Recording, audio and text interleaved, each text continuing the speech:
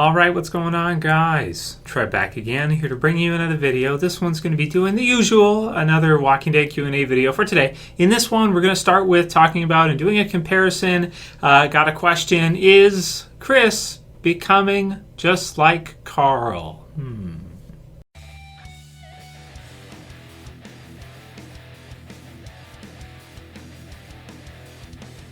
And this one was from Brian Achim, and he said in the Fear the Walking Dead, I believe it was the review or the predictions, Chris is becoming what the fans wanted to see from TV Carl. Am I right, guys?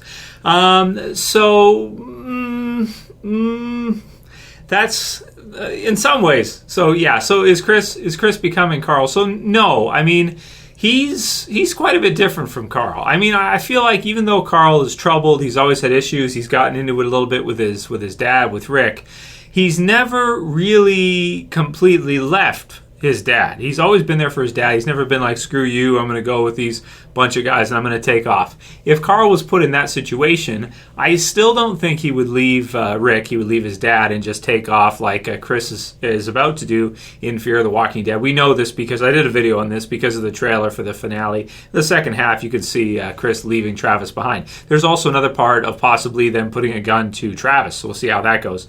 I really don't think that, I'm trying to think, like, has Carl ever done anything like that? No. So I feel like Carl and Chris are completely different, even though their age might be sort of close. Chandler Riggs and the actor who plays Chris, their age is relatively close, at least in terms of current time. With, I think, Chris looks a bit older, I want to say, than, of course, he's older to start. At this time in the zombie apocalypse, Carl is still a kid. And then he grows up, of course, over the next 2 years, even though he grows up like some massive steroid growth spurts there in 2 years. But what I'm really saying is, I don't really like Chris. Chris is probably one of my most hated characters in Fear the Walking Dead. I think he's going to make a good villain, though, if they use him wisely and they don't kill him off in the finale for Season 2 of Fear. And I love Carl. Carl is an awesome character. And especially in the comic book series, Carl is one of my absolute favorites. TV series has never gotten there. It even looks like with this season he may not get there yet. But we'll have to see. Give it some time. The next few years, Carl could become a super badass, whereas Chris, I think, is going to become bad, but I don't think he'll ever have the pull in terms of people liking him like Carl does. I think he'll be kind of more of a villain, sort of more similar to the governor, where he doesn't have a lot of charisma. People just don't like him at all. I mean, the governor had some, but even less than that. I just personally don't like Chris that much. Carl is one of my favorite characters, so I kind of even hate to compare the two. And no, I don't feel like Chris is becoming like Carl. No, very different, Brian. Sorry, man. Next one's from Dub Roca69, and he says, "Hey, Trev, Q&A. Do you know where or how the Saviors got their name? Do you think AMC didn't go with Carl's dark side because of Chandler Riggs' young age? It seems they wanted to go that way in Season 3, but they changed it in Season 4. That's pretty smart. That's a smart point out there. You're right, Dub Roca. That's a good point from when, at the end of Season 3, when Carl kills the kid, and then Herschel says he didn't need to do it. I disagree with Herschel. You guys see my reviews on this years ago. He did need to kill the kid. The kid had busy eyes. The kid looked like he was going to try something. He did need to. It was war. It was battle, and he had to do what he had to do. So I don't think he was at fault there. I think that was all good, and it was kind of dark, but it did not feel nearly as dark as the stuff he had to do in the comics with Ben, and of course in the TV series version, Lizzie is killed by Carol and not Carl. So it's a lot different for sure from the comic book series. I like the comic book series Carl a lot better, but I think they didn't go that route just because of how the writing evolved, just because of how it went in terms of Season 4, Lizzie and Mika and that stuff, and just kind of how it worked out. It could have been done, maybe if they had Carl kill Lizzie, that would have been kind of crazy or something. That would have been nuts, right? Maybe they just felt like it didn't feel right in the TV series version because of Chandler Riggs.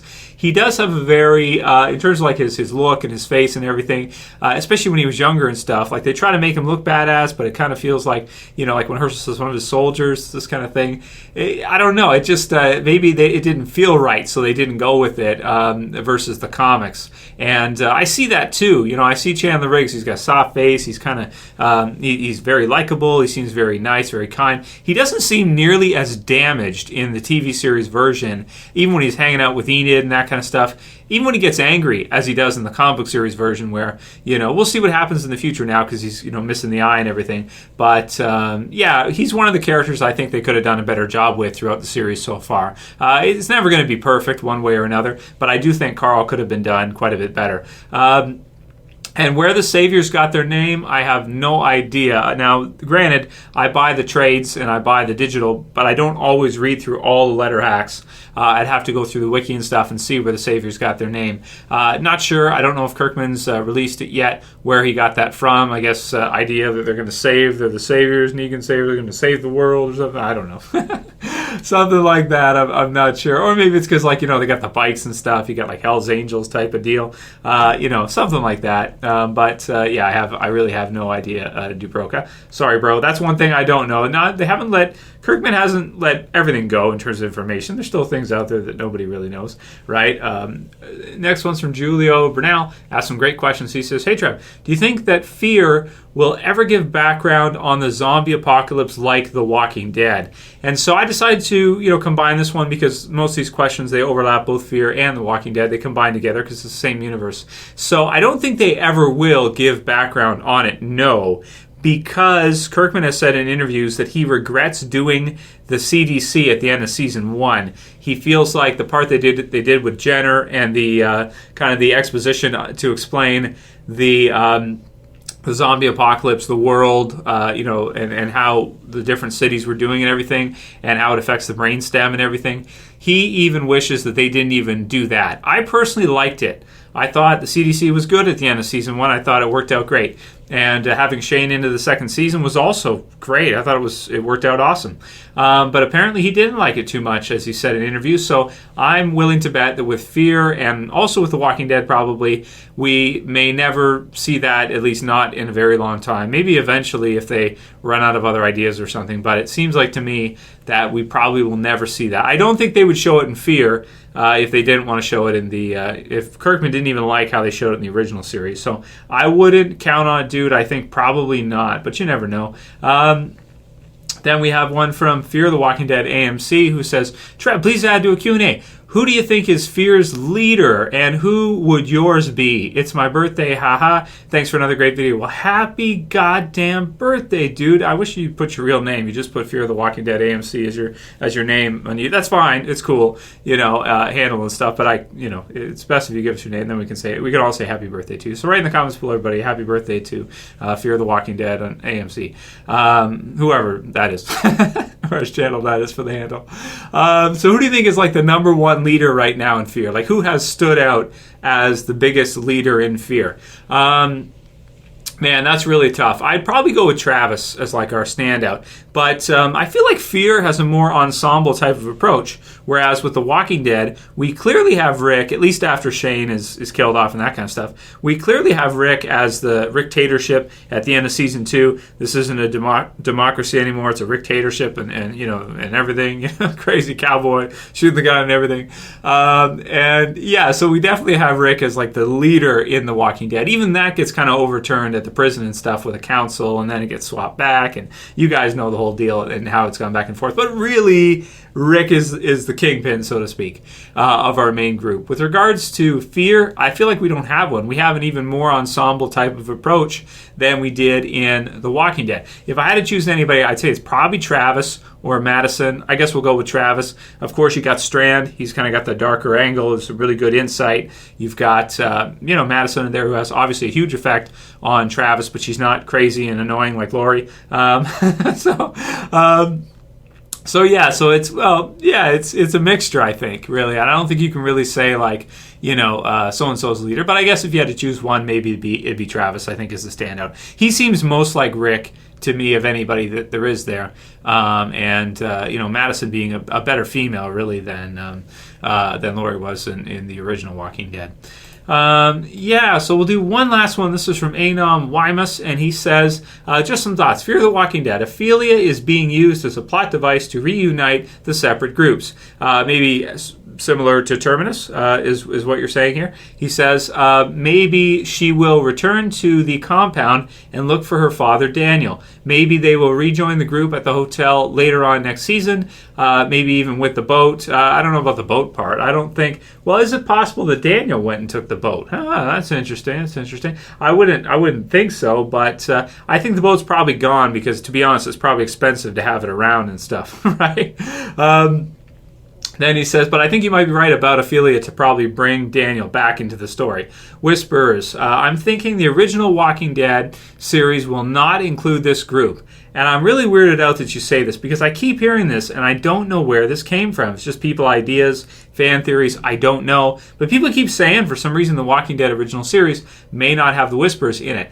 As far as I know, they've said that, that the Whispers won't be coming anytime soon actually, I shouldn't say. They didn't officially say that, so I don't have an interview I can reference for that. But anyway, they will probably make it into a totally different group and never actually have such a group in the main series. That would be cool. It will be limited to Fear. Thoughts on that?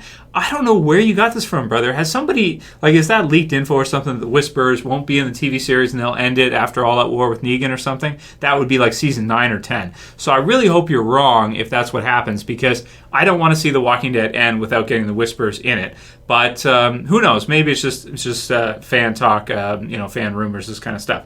It will be limited to Fear. Thoughts on that? What if Negan, because it would be hard if they are the Whispers to cross that shit over. You'd have to either end The Walking Dead or you'd have to end Fear. And I don't think they would take the Whispers out of The Walking Dead and lose their flagship series in order to give it to Fear. I really don't think they would do that. That would not be very smart, I don't think. What if Negan is the last villain of the main series? Finally, I'm wondering if both the TV series will wrap up with the comic book itself and the focus will be more on feature films at some point, or maybe more autonomous Netflix 8-episode extended film, stuff like this.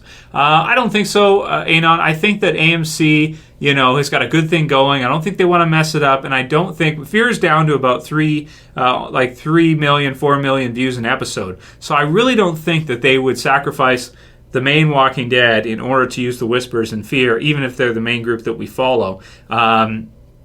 I really don't think they would do that. I really don't. Even though there's been chattering and stuff like that, I really hope we see the Whispers in the main Walking Dead, and I hope that, because they are using the guts trick a lot, they're doing...